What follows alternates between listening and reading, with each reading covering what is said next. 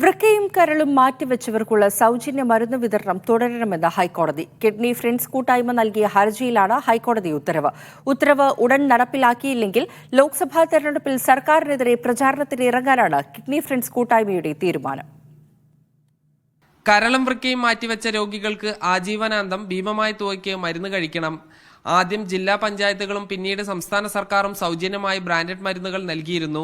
2023 October 10 സർക്കാർ ഇറക്കിയ ഉത്തരവ് പ്രകാരം സൗജന്യ മരുന്ന് വിതരണം നിർത്തി.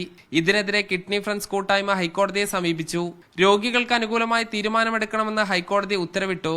ഉത്തരവ് ഉടൻ നടപ്പിലാക്കിയില്ലെങ്കിൽ സംസ്ഥാന സർക്കാരിനെതിരെ പ്രചരണം നടത്തുമെന്ന് കിഡ്നി ഫ്രണ്ട്സ് കൂട്ടായ്മ പറയുന്നു.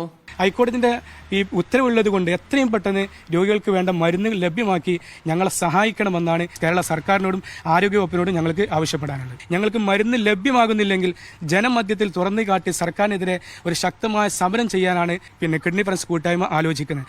മാർച്ച് 20 ഹൈക്കോടതി ഉത്തരവിറക്കിയത്.